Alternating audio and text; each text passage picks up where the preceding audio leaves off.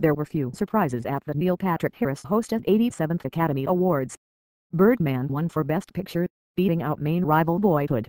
The film's director and screenwriter Alejandro Iñárritu also won in the directing and screenwriting categories, making Birdman the night's big winner.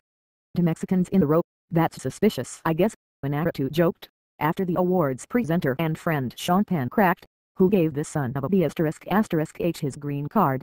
Fellow Mexican director Alfson Cuaron won for Gravity in 2014.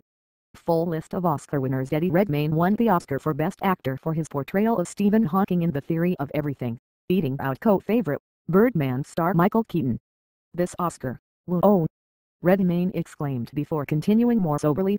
"This belongs to all of those people around the world battling ALS. It belongs to one exceptional family, Stephen J. Hawking and children." Julianne Moore received a standing ovation for winning the Academy Award for her leading role as a woman suffering from Alzheimer's disease in Still Alice. John Travolta creep-spotted Idina Menzel. "I read an article that said that winning an Oscar could lead to living 5 years longer," she said. "If that's true, I'd really like to thank the Academy because my husband is younger than me." The evening's festivities got off to a slow start, with just one major award presented in its first hour and 15 minutes.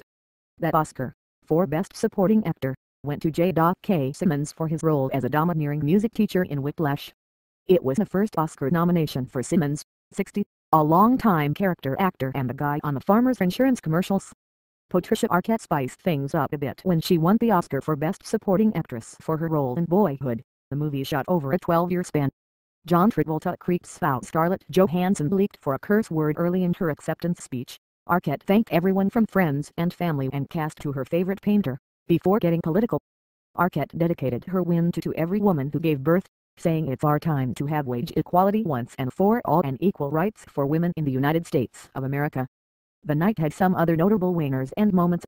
The Grand Budapest Hotel scored a handful of trophies, nabbing 4 Oscars for Best Original Score, Makeup and Hair Styling, Costume Design, and Production Design. Graham Moore won for Best Adapted Screenplay for The Imitation Game.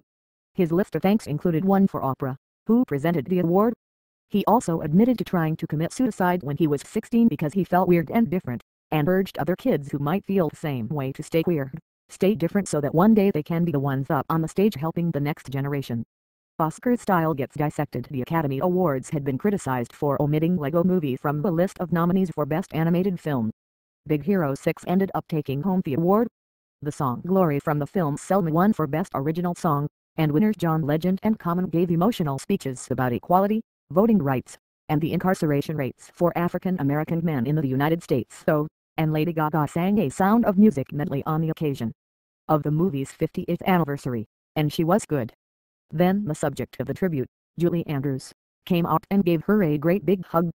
Tara Childred's trial for Oscars. Neil Patrick Harris started the show with a tip of the cap to one of the controversies surrounding this year's awards, which saw almost all of the major nominations go to white people. "Tonight we honor Hollywood's best and whitest, sorry I mean brightest," he joked.